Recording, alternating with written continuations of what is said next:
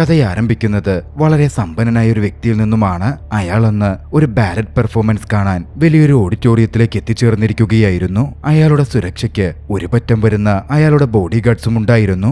അയാളെ സൂക്ഷ്മമായി വാച്ച് ചെയ്തുകൊണ്ട് അവിടെ ഒരാൾ നിൽക്കുന്നുണ്ടായിരുന്നു. ജോ എന്നാണ് അയാളുടെ പേര്. ജോ ആ ബിസിനസ്മാനെ നല്ല രീതിയിൽ നോക്കിക്കണ്ടു, കൃത്യമായി നിരീക്ഷിച്ചു. ജോയ്ക്ക് അവിടെ ഒരു ദൗത്യം നിറവേറ്റാനുണ്ട്. സമ്പന്നനായ ആ വ്യക്തിയെ കൊല്ലുവാൻ കൊട്ടേഷൻ കിട്ടിയിരുന്ന ഒരു ഹിറ്റ്മാനായിരുന്നു ജോ. വൈകാതെ ബാലെ പെർഫോമൻസ് ആരംഭിച്ചു. തന്റെ VIP സീറ്റിലിരുന്ന് സമ്പന്നനായ വ്യക്തി ഷോ നോക്കിക്കാണുകയും ചെയ്യുന്നുണ്ടായിരുന്നു. ഇതേ സമയം ആ സമ്പന്നനായ വ്യക്തിയുടെ ഓരോ ബോഡി ഗാർഡ്സിനെയും വിദഗ്ധമായി വകവരുത്തി ജോ മുന്നോട്ട് കയറി വരികയായിരുന്നു. ഒടുവിൽ ജോ സമ്പന്നനായ വ്യക്തിയെയും വകവരുത്തി. അയാളുടെ മരണത്തോടെ സ്റ്റുഡിയോ മുഴുവൻ വലിയ കലുഷിതമായ പ്രശ്നബാധിത പ്രദേശമായി മാറുകയാണ്. ഓരോരുത്തരും പുറത്തേക്ക് ഓടിയിറങ്ങാനും മറ്റും ആരംഭിച്ചു. ജോയും കൂട്ടത്തിൽ രക്ഷപ്പെടാൻ ശ്രമിക്കുന്നുണ്ടായിരുന്നു. പുറത്തേക്ക് പോകുമ്പോഴാണ് ജോ അത് ശ്രദ്ധിക്കുന്നത്. ഒരു ബാലറ്റ് ഡാൻസർ വീണ് കിടക്കുന്നു. ആളുകൾ അവളെ ചവിട്ടിയാണ് കടന്നുപോയിക്കൊണ്ടിരിക്കുന്നത്. ഇങ്ങനെ തുടർന്നാൽ അവൾ ഒരുപക്ഷെ മരണപ്പെട്ടേക്കാം, ഇല്ലെങ്കിൽ സാരമായ പരിക്കേറ്റേക്കാം. ജോ ഒട്ടും മടിച്ചില്ല. ആ ബാലറ്റ് ഡാൻസറെ വീണെടുത്ത് നിന്ന് പിടിച്ചെഴുന്നേൽപ്പിച്ച് സഹായിച്ചു. പൊക്കിയെടുത്ത് സുരക്ഷിതമായി പുറത്തെത്തിയപ്പോൾ ആ ഡാൻസർ ജോയ്ക്ക് നന്ദി പറഞ്ഞു. പെട്ടെന്നായിരുന്നു ജോയ്ക്കൊരു തലവേദനയും കാഴ്ച മങ്ങലും ക്ഷീണവും അനുഭവപ്പെട്ടത്. പെട്ടെന്ന് തന്നെ ജോ ബോധരഹിതനായി. ബോധം തെളിയുമ്പോൾ ജോ ആശുപത്രിയിലായിരുന്നു. ഡോക്ടർ ജോയെ ട്രീറ്റ് ചെയ്യുന്നുണ്ടായിരുന്നു. ആദ്യഘട്ട പരിശോധനയ്ക്ക് ശേഷം ഡോക്ടർ ജോയോട് സംസാരിച്ചു. ഇങ്ങനെ പെട്ടെന്ന് ക്ഷീണവും കാഴ്ചമങ്ങലും ഒക്കെ വരാൻ എന്താ കാരണം എന്ന് മനസ്സിലാവുന്നില്ല. ടെസ്റ്റുകളുടെയൊക്കെ റിസൾട്ട് വരണം. അതിനുശേഷം എന്താണ് കാര്യമെന്ന് ജോയെ അറിയിക്കാം. ജോ അവിടെ നിന്നും പുറപ്പെട്ട് തന്റെ മെന്ററുടെ അടുത്തെത്തി. ഡാനിയൽ എന്നായിരുന്നു അദ്ദേഹത്തിന്റെ പേര്. ഡാനിയലാണ് ജോയ്ക്ക് വർക്ക് കൊടുക്കുന്നതും ജോയുടെ കാര്യങ്ങളൊക്കെ നോക്കുന്നതും. ജോയുടെ അവസാന ദൗത്യത്തിലെ മികവിനെ ഡാനിയൽ പുകഴ്ത്തി. ആരുടെയും കണ്ണിൽപ്പെടാതെ ജോ പുറത്തു കടന്നതും മറ്റും ഡാനിയൽ അപ്രിഷ്യേറ്റ് ചെയ്തു. ക്ലയന്റിനത് കൂടുതൽ ഇഷ്ടമാവുമെന്നും ജോയ്ക്ക് ബോണസ് അടക്കം കിട്ടും എന്നും ഡാനിയൽ പറയുന്നുമുണ്ട്. സംസാരിക്കുന്ന കൂട്ടത്തിൽ തനിക്ക് പെട്ടെന്നുണ്ടായ ക്ഷീണവും കാഴ്ച മങ്ങലും തുടർന്ന് ആശുപത്രിയിൽ പോയ കാര്യവുമൊക്കെ ജോ ഡാനിയലിനോട് പറഞ്ഞു. ലക്ഷണങ്ങൾ കണ്ടിട്ട് എന്തോ വലിയ അസുഖമാണെന്ന് തോന്നുന്നു, തനിക്കധികം കാലമില്ലെന്നാ തോന്നുന്നത് എന്നും ജോ കൂട്ടിച്ചേർക്കുന്നുണ്ട്. പക്ഷേ ഡാനിയൽ പറഞ്ഞു, ഇത്രയുമല്ലേ ഉള്ളൂ, ഇതൊക്കെ സാധാരണ ആളുകൾക്കുണ്ടാവുന്ന സാധാരണ കാര്യങ്ങളാണ്, അതിലിത്ര വറി ചെയ്യാനൊന്നുമില്ല. ജോ അവിടെ നിന്ന് നേരെ പോയത് ബാലറ്റ് ഡാൻസേഴ്സിന്റെ സ്റ്റുഡിയോയിലേക്കായിരുന്നു. അന്ന് ജോ രക്ഷപ്പെടുത്തിയ ഡാൻസറുടെ ഫോൺ അവന്റെ കയ്യിൽ പെട്ടുപോയിരുന്നു. ആ ഫോൺ തിരികെ ഏൽപ്പിക്കാനായിരുന്നു അവൻ ചെന്നത്. ആ സമയത്താണ് അവർ പരസ്പരം പേര് പറഞ്ഞ് പരിചയപ്പെടുന്നതും. ഡാൻസർ തന്നെ മെയ്സ് എന്ന് പരിചയപ്പെടുത്തി. അവളെ അന്ന് രക്ഷപ്പെടുത്തിയതിന് ഒരു നന്ദി സൂചകമായി മെയ്സ് ജോയെ ഒരു ഡിന്നറിന് ക്ഷണിച്ചു. ജോയും ക്ഷണം സ്വീകരിക്കുകയാണ്. മെയ്സിന്റെ ഭംഗിയിലും അവളുടെ പെരുമാറ്റത്തിലുമൊക്കെ ജോ ആകർഷണീയനായിരുന്നു. അധികം വൈകാതെ അവർ ഒന്നിച്ചുള്ള ഡിന്നർ നടന്നു. മെയ്സിന്റെ പെരുമാറ്റത്തിൽ നിന്നും ജോയെ മെയ്സിന് നന്നായി ഇഷ്ടപ്പെട്ടു എന്നത് പ്രകടമായിരുന്നു. ഇരുവരും അവരുടെ ജീവിതാനുഭവങ്ങളെപ്പറ്റി ഓരോന്നും സംസാരിച്ചുകൊണ്ടിരുന്നു. അവർക്കിടയിൽ ഒരടുപ്പം രൂപപ്പെടുന്നുണ്ടായിരുന്നു. പിന്നെ അങ്ങോട്ട് അവർ ഡേറ്റ് ചെയ്യാൻ തുടങ്ങി. അവർ ഒഫീഷ്യൽ കപ്പിൾസായും മാറി. ജോ തന്റെ ഹിറ്റ്മാൻ ജോലി തുടരുന്നതിനിടയിലും മെയ്സിനായി സമയം മാറ്റിവെക്കാൻ ഒരിക്കലും മടിച്ചിരുന്നില്ല. അവരുടെ പ്രണയ ജീവിതവും കരിയറും ഒരേപോലെ മുമ്പോട്ട് പോയിക്കൊണ്ടിരുന്നു. ഓരോ ദിവസം ചെല്ലുന്തോറും അവർക്കിടയിൽ അടുപ്പവും വർദ്ധിച്ചു വരുന്നുണ്ടായിരുന്നു. അധികം വൈകാതെ ഡാനിയലിനും ഭാര്യയ്ക്കും ജോ മെയ്സിനെ ഇൻട്രൊഡ്യൂസ് ചെയ്തു. ജോയ്ക്ക് പുതിയൊരു പാർട്ട്ണർ വരുന്നതിൽ ഡാനിയൽ സന്തോഷിച്ചിരുന്നു. അന്ന് ജോയുടെ ബർത്ത്ഡേ കൂടിയായിരുന്നു. അവരെല്ലാവരും ഒന്നിച്ച് ജോയുടെ ബർത്ത്ഡേ സെലിബ്രേറ്റ് ചെയ്തു. അന്ന് പോകുന്നതിന് മുമ്പ് ഡാനിയൽ ജോയോട് സംസാരിച്ചു. ജോ മെയ്സിനെടുക്കൽ അവന്റെ യഥാർത്ഥ പ്രൊഫഷൻ എന്താണ് എന്നറിയിക്കണമെന്നും ജോയ് അവൾ ആത്മാർത്ഥമായാണ് പ്രണയിക്കുന്നതെങ്കിൽ ജോയുടെ പ്രൊഫഷൻ ഒന്നും അവൾക്കൊരു വിഷയമാവില്ല എന്നും ഡാനിയൽ വ്യക്തമാക്കി. എന്തായാലും ഉടനെയല്ലെങ്കിലും താനത് അവളോട് പറയും എന്നായിരുന്നു ജോയുടെ മറുപടി. അടുത്ത ദിവസം ടെസ്റ്റ് റിസൾട്ടൊക്കെ വന്നതിനെ തുടർന്ന് ജോ വീണ്ടും തന്നെ നോക്കിയ ഡോക്ടറെ കാണാനെത്തി. ഡോക്ടർ താൻ മനസ്സിലാക്കിയ കാര്യങ്ങൾ ജോയോട് വിശദീകരിച്ചു. ജോയ്ക്ക് ബാധിച്ചിരിക്കുന്നത് ഒരു ന്യൂറോ ഡീജനറേറ്റീവ് ഡിസീസ് ആണ്. ആ രോഗം വരുന്നവർക്ക് പതിയെ അവരുടെ ഓർമ്മശക്തി നഷ്ടപ്പെടും, കാഴ്ച മങ്ങും, ശക്തമായ തലവേദനകളും അനുഭവപ്പെടാം. ഈ രോഗത്തിന് നിലവിൽ ഇതുവരേക്കും മരുന്നൊന്നും കണ്ടെത്തിയിട്ടില്ല. CJD എന്നാണ് ഇത് വിളിക്കപ്പെടുന്നത്. 3 മാസക്കാലം മാത്രമാണ് ജോയ്ക്ക് ഒരുപക്ഷെ ഇനി ആയുസ് അവശേഷിക്കുന്നുള്ളൂ. ഡോക്ടർ ക്ഷമാപണത്തോടെ പറഞ്ഞു. അത് കേട്ട് ജോ ആകെ തകർന്നു പോയിരുന്നു. എന്തിനേറെ പറയുന്നു, ആത്മഹത്യ ചെയ്താലോ എന്നുവരെ ജോ ചിന്തിച്ചു. തോക്കെടുത്ത് തലയിൽ വെച്ചു. പക്ഷേ അപ്പോഴാണ് മെയ്സും ഒന്നിച്ചുള്ള ഫോട്ടോസ് ജോ കാണുന്നത്. അതോടെ അവൻ ആ ശ്രമത്തിൽ നിന്ന് പിന്മാറി. താൻ മരിച്ചാലും മെയ്സിന്റെ ജീവിതം നല്ല രീതിയിലാവണം. തന്റെ അനന്തരാവകാശവും താൻ മരണപ്പെട്ടാൽ മെയ്സിന് ജീവിക്കാൻ പറ്റുന്ന തരത്തിൽ വലിയൊരു തുകയും എങ്ങനെ കിട്ടും എന്നും ജോ ചിന്തിച്ചു. അടുത്ത ദിവസം ജോ ചെന്ന് ഡാനിയലിനെ കണ്ടു. തന്നെ സഹായിക്കാൻ വേണ്ടി ഡാനിയലിനോട് ജോ അപേക്ഷിച്ചു. താൻ ഡോക്ടറെ കണ്ടുവെന്നും തനിക്കിനി ജീവിക്കാനാകെ 3 മാസമേ അവശേഷിക്കുന്നുള്ളൂ എന്നാണ് ഡോക്ടർ പറഞ്ഞത് എന്നും ജോ ഡാനിയലിനെ അറിയിച്ചു. ഡാനിയൽ അത് കേട്ട് ഒന്ന് ഞെട്ടിയിരുന്നു. ജോയോട് ഒരു സെക്കൻഡ് ഒപ്പീനിയൻ എടുക്കാൻ ഡാനിയൽ പറഞ്ഞു. വെറുതെ എന്തിനാണ് സമയം കളയുന്നത്, അതുകൊണ്ടൊന്നും ഇനിയൊരു കാര്യവുമില്ല എന്നായിരുന്നു ജോയുടെ മറുപടി. പിന്നാലെ ജോ താൻ വന്ന കാര്യം അറിയിച്ചു. താൻ മരണപ്പെട്ടാലും മെയ്സിന് സന്തോഷത്തോടെ ജീവിക്കാൻ പറ്റുന്ന തരം ഒരു വലിയ തുക അവൾക്ക് അറേഞ്ച് ചെയ്തു കൊടുക്കണം. തന്റെ പേരിൽ ഇൻഷുറൻസ് ഉണ്ട്. രോഗം വന്നോ അല്ലെങ്കിൽ ഒരു അപകടമരണം മൂലമോ താൻ മരിച്ചാൽ ഇൻഷുറൻസ് കമ്പനിയിൽ നിന്ന് ആകെ $2 മില്യൺ കിട്ടൂ. അതേസമയം ആരെങ്കിലും തന്നെ കൊല്ലുകയാണെങ്കിൽ $22 മില്യൺ ലഭിക്കും. അതുകൊണ്ട് ഡാനിയൽ ഒന്ന് സഹായിക്കണം. തന്നെ കൊല്ലുവാൻ ഏതെങ്കിലും ഒരു ഹിറ്റ്മാനെ ഡാനിയൽ ഏർപ്പാടാക്കണം. താൻ അങ്ങനെ കൊല്ലപ്പെട്ടാൽ $22 മില്യൺ കിട്ടും. ആ തുക മതിയാകും മെയ്സിന് കുറെ വർഷങ്ങളിലേക്ക് സന്തോഷത്തോടെ ജീവിക്കുവാൻ. പക്ഷേ ഡാനിയൽ അത് സാധിക്കില്ലെന്ന് ജോയോട് തീർത്തു പറഞ്ഞു. താൻ ജോയെ നോക്കിക്കാണുന്നത് തന്റെ മകനെ പോലാണെന്നും ഒരു മകനെ കൊല്ലാൻ അച്ഛനൊരിക്കലും സാധിക്കില്ല എന്നും ഡാനിയൽ വ്യക്തമാക്കുന്നുണ്ട്. എല്ലാം ഒന്ന് ആലോചിച്ച് എന്റെ തലയൊന്ന് ക്ലിയർ ആക്കാൻ സമയം വേണം എന്ന് പറഞ്ഞ് ജോ ഡാനിയലിനോട് യാത്ര പറഞ്ഞിറങ്ങി. ഡാനിയൽ താൻ എന്തു പറഞ്ഞാലും താൻ പറയുന്ന പോലെ തന്നെ കൊല്ലാൻ ആളെ അയക്കില്ല എന്ന് മനസ്സിലാക്കിയ ജോ അവിടെ നിന്ന് നേരെ പോയത് ഇന്റർനാഷണൽ അസാസിൻ നെറ്റ്വർക്കിലേക്കായിരുന്നു. ജോ അങ്ങോട്ടേക്ക് കയറി ചെന്നപ്പോൾ അവിടുത്തെ ലീഡറായ മിയ ജോയെ കണ്ടൊന്ന് അതിശയിച്ചിരുന്നു. പതിവില്ലാതെ ജോ എന്താണ് അങ്ങോട്ടേക്ക് വന്നതെന്ന് അവൾ ചിന്തിക്കുകയും ചെയ്തു. എന്തിനാണ് ജോ വന്നത് അവൾ പിന്നാലെ ജോയോട് ചോദിച്ചു. ജോ പറഞ്ഞു, ഒരു കൊട്ടേഷൻ ഉണ്ട്, ഒരാളെ കൊല്ലണം. അത് കേട്ടതും മിയ കൂടുതൽ കൺഫ്യൂസ്ഡ് ആയി. അങ്ങനെ ഒരു ദൗത്യമുണ്ടെങ്കിൽ ജോ അത് തനിച്ച് ഏറ്റെടുക്കുകയല്ലേ വേണ്ടത്, എന്തിനാണ് ജോ അങ്ങോട്ടേക്ക് വന്നത് എന്നായിരുന്നു മിയയുടെ ചിന്ത. അതവൾ ചോദിക്കുകയും ചെയ്തു. ഉടൻ ജോ പറഞ്ഞു, കൊല്ലപ്പെടേണ്ട വ്യക്തി താൻ തന്നെയാണ്. അതിന് പ്രതിഫലമായി $2 മില്യൺ താൻ അവർക്ക് കൊടുക്കും. ജോയുടെ ആ പറച്ചിൽ കേട്ട് ആദ്യം ഇതൊരു തമാശയാണ് എന്നായിരുന്നു മിയ കരുതിയത്. പക്ഷേ ജോ സീരിയസ് ആണ് എന്ന് മനസ്സിലാക്കിയതും കൊട്ടേഷൻ ഏറ്റെടുക്കാൻ മിയ തയ്യാറായി. അധികം വൈകാതെ കോൺട്രാക്ട് ആരംഭിക്കുമെന്നും കോൺട്രാക്ട് ആരംഭിച്ചു കഴിഞ്ഞാൽ അതിൽ നിന്ന് പിന്മാറാൻ പറ്റില്ല എന്നും മിയ ജോയോട് പറഞ്ഞു. അടുത്ത 24 മണിക്കൂറിനുള്ളിൽ തന്റെ അസാസിൻസ് മുഴുവൻ ജോയെ തേടി എത്തുമെന്നും അവൾ അറിയിക്കുകയും ചെയ്തു. ടേംസ് ആൻഡ് കണ്ടീഷൻസ് ഒക്കെ മനസ്സിലാക്കി മിയയോട് ബൈ പറഞ്ഞ് ജോ അവിടെ നിന്നിറങ്ങി. ജോ നേരെ പോയത് മെയ്സിനെ കാണാനായിരുന്നു. മറുവശത്ത് മിയയാകട്ടെ തന്റെ പ്രധാനപ്പെട്ട അസാസിൻസിനെ വിളിക്കാൻ തുടങ്ങി. ആദ്യം മിയ വിളിച്ചത് ഒരു കൊറിയൻ അസാസിൻ ഗ്രൂപ്പിനെയായിരുന്നു. അവർ നിലവിൽ ഒരു നൈറ്റ് ക്ലബിൽ വലിയൊരു ആക്രമണം തന്നെ നടത്തിക്കൊണ്ടിരിക്കുകയായിരുന്നു. 24 മണിക്കൂറിന് ശേഷം ജോയെ കൊല്ലണം എന്ന മിഷൻ അവർക്ക് വന്നെത്തിയതും അവർ ആ മിഷൻ ഏറ്റെടുത്തു. പിന്നാലെ തന്റെ സെക്കൻഡ് ടീമായ എപ്പോഴും മോട്ടോർ സൈക്കിളിൽ സഞ്ചരിച്ച് ക്രൂരമായി കൊലപാതകം ചെയ്യുന്ന രണ്ടുപേരെയും മിയ കോണ്ടാക്ട് ചെയ്തു. അവർ ആ സമയം ഒരാളെ ക്രൂരമായി ഉപദ്രവിക്കുകയായിരുന്നു. മിയയുടെ മെസ്സേജ് കിട്ടിയതും അയാളെ വകവരുത്തി അവർ അവിടെ നിന്ന് പുറപ്പെട്ടു. ഹിറ്റ്മാൻസ് ജോയെ ആക്രമിക്കുന്നതിന് മുമ്പ് മെയ്സിനെ കാണാൻ ജോ ചെന്നു. അവരിരുവരും പ്രൈവറ്റായി സംസാരിച്ചു. മെയ്സിനോട് ജോ ക്ഷമാപണം നടത്തി. താനിനി അധികകാലം അവൾക്കൊപ്പം ഉണ്ടാവില്ല എന്ന് പറഞ്ഞു. കൂട്ടത്തിൽ താനില്ലെങ്കിലും ഫിനാൻഷ്യലി അവൾക്കൊരു ബുദ്ധിമുട്ടും വരില്ലെന്നും അതിനുവേണ്ട കാര്യങ്ങൾ താൻ ചെയ്യുന്നുണ്ട് എന്നും ജോ കൂട്ടിച്ചേർക്കുന്നുണ്ടായിരുന്നു. ജോയുടെ ആ സംസാരം മെയ്സിന് ഇഷ്ടപ്പെട്ടില്ല. അവൾ മറുപടി പറഞ്ഞു, നീ എന്തൊക്കെ ഈ പറയുന്നേ? നിന്റെ പണത്തിന് വേണ്ടിയൊന്നുമല്ല ഞാൻ നിന്നെ സ്നേഹിച്ചത്. നിനക്കെത്ര പണമുണ്ടെന്നോ എന്താ നീ ചെയ്യുന്നതെന്നോ ഒന്നും എനിക്ക് അറിയേണ്ട കാര്യവുമില്ല. നീ എന്റെ കൂടെ ഉണ്ടാവണം എന്ന് മാത്രമായി എന്റെ ആഗ്രഹം. പക്ഷേ ജോയ്ക്ക് അവളോട് ക്ഷമാപണം നടത്തി അവിടെ നിന്ന് പോരുകയല്ലാതെ മറ്റൊന്നും ചെയ്യാനുണ്ടായിരുന്നില്ല.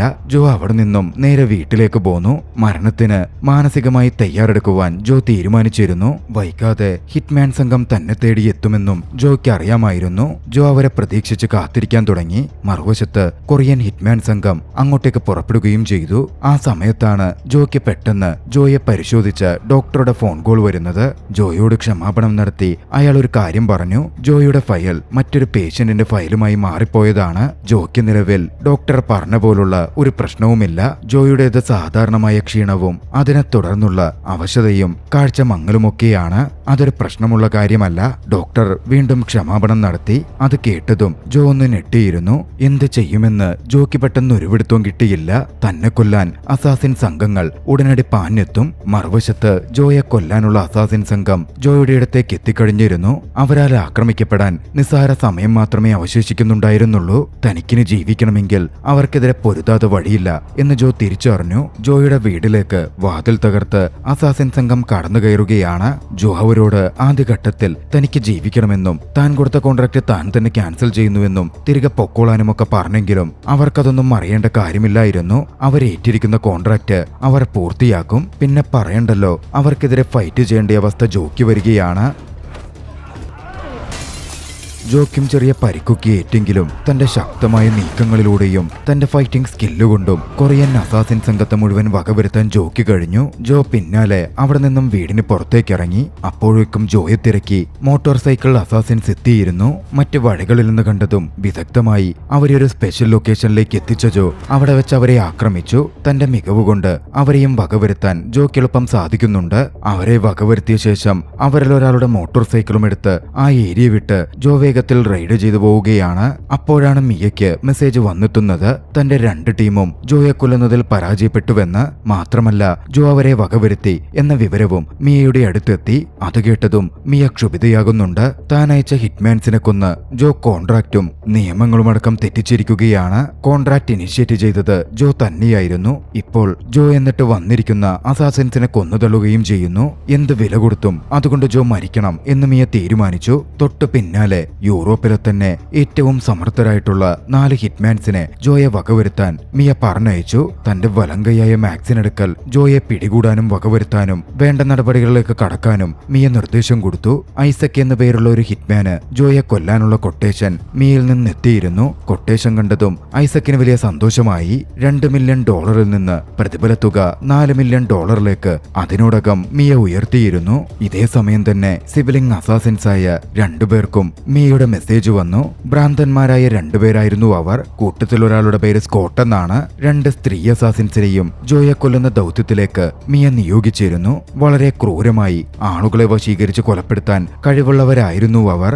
ഏറ്റവും ഒടുവിൽ മിയ വിളിച്ചത് പെയിൻകാരനായ ഒരു ഹിറ്റ്മാനെയായിരുന്നു. ഒരു മാഫിയ സംഘത്തെ മുഴുവൻ കൊല്ലുന്നതിലെ ദൗത്യത്തിനിടയിലായിരുന്നു മിയ അയാളെ കോണ്ടാക്ട് ചെയ്തത്. മാഫിയ സംഘത്തെ മുഴുവൻ വകവരുത്തിയ ശേഷം ജോയെ വകവരുത്താനുള്ള ദൗത്യവും ഏറ്റെടുത്ത് അയാൾ അമേരിക്കയിലേക്ക് പുറപ്പെട്ടു.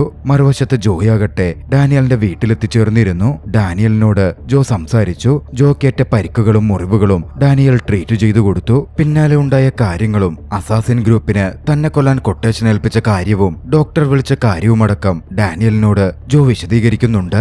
ഒക്കെ കേട്ട ഡാനിയൽ പറഞ്ഞു, ഇനി നിനക്ക് രക്ഷപ്പെടാനുള്ള ഒരേ ഒരു വഴി അവർക്കെതിരെ ഫൈറ്റ് ചെയ്യൽ മാത്രമാണ്. ടെക്നിക്കലി ജോ ഇതുവരേക്കും എല്ലാ റൂൾസും ബ്രേക്ക് ചെയ്തു കഴിഞ്ഞു. ജോ ഹിറ്റ്മാൻസിനെ കൊല്ലാൻ പാടില്ലായിരുന്നു.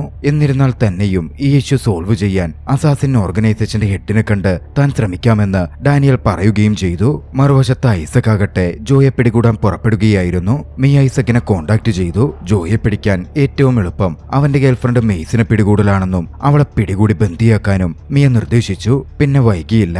ഐസക് മെയ്സിനെ പിടികൂടി തന്റെ കസ്റ്റഡിയിലാക്കി. മറുവശത്ത് ജോയാകട്ടെ തനിക്കെതിരെ ആക്രമണം വരും എന്നുറപ്പിച്ച് ഒരു കാസിലേക്ക് എത്തിച്ചേർന്നിരുന്നു. ഡാനിയലിന്റെ അടുക്കൽ നിന്നും കളക്ട് ചെയ്ത ആയുധങ്ങൾ ഉപയോഗിച്ച് പലതരം ട്രാപ്പുകളടക്കം ജോ സെറ്റ് ചെയ്യാൻ തുടങ്ങി. ശേഷം ജോ തന്റെ ലൊക്കേഷൻ മിയക്ക് അയച്ചു കൊടുത്തു. മിയയിൽ നിന്ന് ലൊക്കേഷൻ എല്ലാ അസാസിൻസിനും വന്നു ചേർന്നിരുന്നു. അവരൊക്കെയും അങ്ങോട്ടേക്ക് പുറപ്പെട്ടു. ജോയ്ക്ക് കൃത്യമായ പദ്ധതിയുണ്ടായിരുന്നു. 30 മിനിറ്റിന് ശേഷം സ്കോട്ടും സഹോദരനും അങ്ങോട്ടേക്ക് എത്തിച്ചേർന്നു. അങ്ങോട്ടേക്ക് കടന്നു വന്ന അവർക്കെതിരെ ജോ ഒരു ഗ്രനേഡ് ഇടുകയായിരുന്നു ചെയ്തത്. സ്കോട്ടും സഹോദരനും അതിൽ നിന്ന് രക്ഷ നേടി. പിന്നാലെ ജോയ്ക്ക് അവർക്കെതിരെ ഫൈറ്റ് ചെയ്യേണ്ടി വന്നു. ശക്തമായ ഫൈറ്റായിരുന്നു നടന്നത്. ഫൈറ്റിൽ തന്റെ സഹോദരൻ കൊല്ലപ്പെടുന്നത് സ്കോട്ട് കൺമുമ്പിൽ കണ്ടു. അതോടെ തന്റെ മുഴുവൻ ശക്തിയും എടുത്ത് സ്കോട്ട് ജോയ്ക്കെതിരെ ഫൈറ്റ് ചെയ്യാൻ തുടങ്ങി. തന്റെ കഴിവുപയോഗിച്ച് ജോ സ്കോട്ടിനെ വകവരുത്തി കളഞ്ഞു. പിന്നാലെ അങ്ങോട്ടേക്ക് എത്തിയത് 2 ലേഡി അസാസിൻസ് ആയിരുന്നു. ജോയ്ക്കെതിരെ തോക്കേന്തി വന്ന് അവർ ഷൂട്ട് ചെയ്ത് ഫൈറ്റ് ചെയ്യാൻ തുടങ്ങി. പക്ഷേ ഭാഗ്യവശാൽ ജോ സെറ്റ് ചെയ്ത ട്രാപ്പിൽ അവർ ചവിട്ടുകയാണ്. പിന്നെ പറയണ്ടല്ലോ, സ്ഫോടനം നടന്ന് ഉടനടി അവർ കൊല്ലപ്പെട്ടു. ജോയ്ക്കൊന്ന് ശ്വാസമെടുക്കാൻ പറ്റുന്നതിന് മുമ്പേ അങ്ങോട്ടേക്ക് അടുത്ത ഹിറ്റ്മാൻ എത്തിച്ചേർന്നിരുന്നു. സ്പാനിഷുകാരനായ ഹിറ്റ്മാൻ. പിന്നെ വൈകിയില്ല. അയാൾക്കെതിരെയും ജോയുടെ പോരാട്ടം ആരംഭിച്ചു. കനത്തൊരു ഏറ്റുമുട്ടലിന് തുടക്കം കുറിച്ചു. ഭാഗ്യവശാൽ വീണ്ടും ജോ മുമ്പ് സെറ്റ് ചെയ്ത ഒരു ട്രാപ്പ് ജോയെ സഹായിക്കുകയാണ്. സ്പാനിഷ് അസാസിനും സ്ഫോടനത്തിനിരയായി കൊല്ലപ്പെട്ടു. അയാൾ കൂടി മരണപ്പെട്ടതോടെ ജോയ്ക്ക് കുറച്ച് ആശ്വാസം തോന്നിയിരുന്നു. അപ്പോഴായിരുന്നു ജോയ്ക്ക് ഐസക്കിന്റെ കോൾ വരുന്നത്. മെയ്സിനെ താൻ ബന്ദിയാക്കിയെന്നും താൻ കാസലിന്റെ പുറത്ത് ജോയ്ക്കായി വെയിറ്റ് ചെയ്യുന്നുണ്ടെന്നും നിരായുധനായി കടന്നുവരാനും ഐസക് ആവശ്യപ്പെട്ടു. മെയ്സിന് ആപത്തൊന്നും വരാതിരിക്കാൻ കീഴടങ്ങലല്ലാതെ ജോയ്ക്ക് വഴിയുണ്ടായിരുന്നില്ല.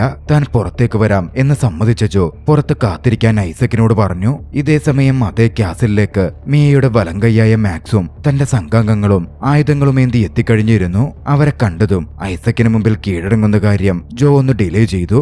ആദ്യഘട്ടത്തിൽ മാക്സിനെയും ടീമിനെയും എതിരിടാൻ ജോ തീരുമാനിച്ചിരുന്നു. മാക്സും സംഘവും കാസലിനകത്തേക്ക് കയറുന്ന കണ്ട് ഐസക് അവരെ ഫോളോ ചെയ്യാൻ തീരുമാനിച്ചു. തന്റെ കൂടെ ഉണ്ടായിരുന്ന തന്റെ അസിസ്റ്റന്റ് പയ്യനടുക്കൽ മെയ്സിനെ ബന്ദിയാക്കി ഏൽപ്പിച്ചിട്ടായിരുന്നു ഐസക് ഐസക് പോയതുപോലും കാറിനുള്ളിൽ ബന്ദിയായി മെയ്സ് ഇരിക്കുന്നു. ഡ്രൈവർ സീറ്റിൽ അസിസ്റ്റന്റും അകത്തേക്ക് കടന്നു ചെന്ന മാക്സിന്റെ ടീമിനെ ജോ വിദഗ്ധമായി എതിരിടാനും ഓരോരുത്തരെയായി കൊലപ്പെടുത്താനും ആരംഭിച്ചു. ഇതേ സമയം പുറത്തുള്ള മെയ്സ് ആണെങ്കിൽ അസിസ്റ്റന്റിന്റെ അടുത്ത് തനിക്ക് ബാത്റൂമിൽ പോകണമെന്ന് പറഞ്ഞു. പുറത്തെത്തിയതും മെയ്സ് ഒട്ടും മടിച്ചില്ല. താഴെ കിടന്ന് കിട്ടിയ വലിയൊരു മരത്തടിയെടുത്ത് ഐസക്കിന്റെ അസിസ്റ്റന്റിനെ അടിച്ച് താഴെയിട്ടു. മറുവശത്ത് മാക്സിന്റെ പരമാവധി ആളുകളെ കീഴ്പ്പെടുത്തിയ ശേഷം ജോ പുറത്തേക്കിറങ്ങുകയായിരുന്നു. പക്ഷേ പുറത്തിറങ്ങിയ ജോക്കെതിരെ ഐസക് എത്തിയിരുന്നു. ജോക്കെതിരെ തോക്ക് ചൂണ്ടിയ ഐസക് ജോയോട് ആയുധം താഴെയിടാൻ പറഞ്ഞു. മറ്റു വഴിയില്ലാതെ ജോ തന്റെ തോക്ക് താഴെയിടാൻ പോയപ്പോഴേക്കും കാറെടുത്ത് അങ്ങോട്ടേക്ക് മെയ്സ് പാഞ്ഞെത്തിയിരുന്നു. ഐസക്കിനെ അവൾ ഇടിച്ചു തെറിപ്പിച്ചു. അവിടെ നിന്നും ജോയെയും കൂട്ടി രക്ഷപ്പെടുത്തി മെയ്സ് കാറെടുത്ത് പായുകയാണ്. പോകുന്ന വഴിയിൽ എന്തായി നടക്കുന്നത്, എന്താ കാര്യം എന്നൊക്കെ മെയ്സ് ജോയോട് ചോദിച്ചു. ആദ്യം മുതലുള്ള എല്ലാ സംഗതികളും ജോ മെയ്സിനോട് വിശദീകരിക്കുകയാണ്. അന്ന് മയക്കം ചെന്നപ്പോൾ ഡോക്ടറെ കണ്ട് ടെസ്റ്റ് ചെയ്തല്ലോ, എനിക്ക് അസുഖമാണ് എന്ന് ഡോക്ടർ പറഞ്ഞു. 3 മാസമേ ജീവിക്കുള്ളൂവെന്നും എന്റെ മരണത്തോടെ നീ കഷ്ടപ്പെടരുത്, നീ ഫിനാൻഷ്യലി സെക്യൂർഡ് ആവണം എന്നെനിക്കുണ്ടായിരുന്നു. എന്റെ പേരിൽ ഇൻഷുറൻസ് ഉണ്ട്. ആരെങ്കിലും എന്നെ കൊന്നാൽ $22 മില്യൺ നിനക്ക് ലഭിക്കും. അതിനുവേണ്ടി ഇവിടുത്തെ ഏറ്റവും വലിയ അസാസിൻ ഓർഗനൈസേഷനിൽ എന്നെ കൊല്ലുവാൻ ഞാൻ ആളുകളെ ഏർപ്പാട് ചെയ്തു. പക്ഷെ അതിനുശേഷമാണ് ഞാൻ അറിഞ്ഞത് ലാബ് റിപ്പോർട്ട് മാറിപ്പോയതാണെന്നും എനിക്ക് അസുഖമൊന്നുമില്ലെന്നും. അസാസിൻ ഗ്രൂപ്പിലെ ആളുകളാണ് എന്നെ കൊല്ലാൻ ശ്രമിക്കുന്നത്. അവരിൽ നിന്ന് രക്ഷ നേടാൻ അവരെയൊക്കെ വകവരുത്തുകയല്ലാതെ എന്റെ മുമ്പിൽ ഇപ്പോൾ മറ്റു വഴികളില്ല. അത്രയും പറഞ്ഞ ജോ പിന്നാലെ താൻ മുമ്പ് മുതൽ ഒരു ഹിറ്റ്മാൻ ആയിരുന്നുവെന്നും ഇപ്പോഴും അത് തുടരുകയാണ് എന്നുള്ള സത്യവും മെയ്സിനോട് പറയുന്നുണ്ട്. മെയ്സ് ഒക്കെയും ചെറിയ അതിശയത്തോടെയും ഞെട്ടലോടെയും കേട്ടു. പിന്നാലെ പറഞ്ഞു, നിങ്ങളുടെ പ്രൊഫഷനൊന്നും എനിക്കൊരു വിഷയമല്ല. ജോ തന്നോട് നീതിപൂർവം ലോയലായിരിക്കുന്നുണ്ടോ എന്നത് മാത്രമാണ് താനാകെ നോക്കുന്നത്. അത് പറഞ്ഞതിന് പിന്നാലെ പെട്ടെന്ന് മെയ്സ് മയങ്ങി വീണു. ബാലൻസ് തെറ്റിപ്പോവാതിരിക്കാൻ കാറിന്റെ സ്റ്റിയറിംഗ് പിടിച്ച് കാർ വേഗത്തിൽ ഒതുക്കി നിർത്തിയ ജോ മെയ്സിനെ പരിശോധിച്ചു. മെയ്സിന്റെ ശരീരത്തിലേക്ക് വ്യതിചലിച്ച ഒരു ബുള്ളറ്റ് തുളഞ്ഞു കയറിയിട്ടുണ്ട് എന്ന് ജോ മനസ്സിലാക്കി. പക്ഷെ ഷോൾഡർ ഭാഗത്താണ്. വലിയ അപകടം സംഭവിക്കേണ്ട കാര്യമില്ല, ഒന്ന് ട്രീറ്റ് ചെയ്താൽ ചിലപ്പോൾ സുഖപ്പെട്ടേക്കാം. മെയ്സിനെയും പൊക്കിയെടുത്ത് ജോ അടുത്തുള്ള സുരക്ഷ തേടാൻ നോക്കി. മെയ്സുമായി ജോ എത്തിച്ചേർന്നത് അടുത്തുള്ളൊരു പള്ളിയിലേക്കായിരുന്നു. പള്ളിയിലെ പുരോഹിതൻ അവരെ കണ്ടിറങ്ങി വന്നു. അവിടെ എത്തിയപ്പോഴേക്കും മെയ്സിന് ബോധം തെളിഞ്ഞിരുന്നു. മെയ്സ് ജോയെ കെട്ടിപ്പിടിച്ചു. അവരുടെ ക്ലോസ് ബോണ്ടിങ്ങും മറ്റും കണ്ടപ്പോ പുരോഹിതൻ അവരോട് ഉടൻ തന്നെ നിങ്ങൾക്ക് എന്തുകൊണ്ട് വിവാഹിതരായിക്കൂടാ എന്ന് ചോദിച്ചു. താൻ തന്നെ മധ്യസ്ഥത വഹിക്കാം എന്നും പറഞ്ഞു. അത്രയും അപകടങ്ങൾ പിന്നാലെ വരുന്നതുകൊണ്ട് വിവാഹിതരാവാമെന്നൊരു തീരുമാനം അവർ എടുത്തിരുന്നു. പുരോഹിതന്റെ മധ്യസ്ഥതയിൽ അവർ എൻഗേജ്ഡ് ആവാൻ തുടങ്ങുമ്പോൾ അത് തടസ്സപ്പെടുത്തിക്കൊണ്ട് അങ്ങോട്ടേക്ക് ഐസക് കടന്നു വന്നിരുന്നു. ഐസക് വെടിയുതിർത്തു. അത് പുരോഹിതന്റെ ദേഹത്ത് തുളഞ്ഞു കയറി. പിന്നാലെ ആക്രമണം നടത്തിക്കൊണ്ട് മാക്സും സംഘവും കൂടി വന്നെത്തിയിരുന്നു. ഭാഗ്യവശാൽ മെയ്സും ജോയും രക്ഷപ്പെട്ടു. പ്രീസ്റ്റിനെ ജോ പൊക്കിയെടുത്ത് സുരക്ഷിത സ്ഥാനത്തെത്തിച്ചു. പുരോഹിതനെ മെയ്സ് പരിപാലിക്കാനും ശുശ്രൂഷിക്കാനും ആരംഭിച്ചു. ജോയാണെങ്കിൽ എതിരാളികൾക്കെതിരെ ഫൈറ്റ് ചെയ്യാനിറങ്ങി. ശക്തമായ ഫൈറ്റിൽ ഐസക്കിനെ ജോ കീഴ്പ്പെടുത്തുന്നുണ്ട്. പക്ഷേ വൈകാതെ മാക്സിന്റെ തോക്കിനു മുമ്പിൽ ജോ പെട്ടുപോയിരുന്നു. മാക്സ് ജോയെ വെടിവെച്ചു കൊല്ലും എന്ന ഘട്ടമെത്തിയപ്പോൾ ഒരു ബുള്ളറ്റ് പാഞ്ഞുവന്ന് മാക്സിന്റെ ജീവൻ എടുത്തു. മാക്സിനെ വെടിവെച്ചു കൊന്നത് മെയ്സ് ആയിരുന്നു. മെയ്സ് അപ്പോഴും വിറയ്ക്കുന്നുണ്ടായിരുന്നു. മെയ്സിന്റെ ആ സഹായത്തോടെ തനിക്കെതിരെ വന്ന എല്ലാ അസാസിൻസിനെയും ജോയ്ക്ക് വകവരുത്താൻ കഴിഞ്ഞിരുന്നു. ഇതേ സമയം മറുവശത്ത് അസാസിൻ ലീഡറായ മിയക്കെതിരെ ഡാനിയൽ വരികയായിരുന്നു. ഡാനിയൽ ആവശ്യപ്പെട്ടിട്ടും ഓർഗനൈസേഷൻ ജോയെ കൊല്ലാൻ കൂടുതൽ അസാസിൻസിനെ വിടാൻ തീരുമാനിക്കുന്നുണ്ടായിരുന്നു. ഡാനിയൽ ഒട്ടും മടിച്ചില്ല. മിയയെ അവിടെ വെച്ച് തന്നെ വെടിവെച്ചു കൊന്നു. എല്ലാത്തിനും അവിടം കൊണ്ട് ഡാനിയൽ ഒരു അന്ത്യം കുറിക്കുകയായിരുന്നു. ജോക്കെതിരെയുള്ള പ്രശ്നങ്ങൾ അതോടെ ഒതുങ്ങിയിരുന്നു. പിന്നീട് കുറച്ച് ദിവസങ്ങൾക്ക് ശേഷം ജോയും മെയ്സും വിവാഹിതരായി. അതിന് കാർമ്മികത്വം വഹിക്കാൻ മുമ്പ് അവരെ സംരക്ഷിച്ച വെടിയേറ്റ് അതേ പുരോഹിതനുമുണ്ടായിരുന്നു. അദ്ദേഹവും തനിക്കെതിരെയുള്ള ആക്രമണം സർവൈവ് ചെയ്തിരുന്നു. വിവാഹം കഴിഞ്ഞ ശേഷം തന്റെ ഹിറ്റ്മാൻ ജീവിതത്തിൽ നിന്ന് വിരമിക്കാനും സന്തോഷമായ ഒരു ജീവിതം തുടരാനും ജോ ആഗ്രഹിച്ചിരുന്നു. അത്തരത്തിൽ അവൻ പ്രവർത്തിക്കുകയും ചെയ്തു.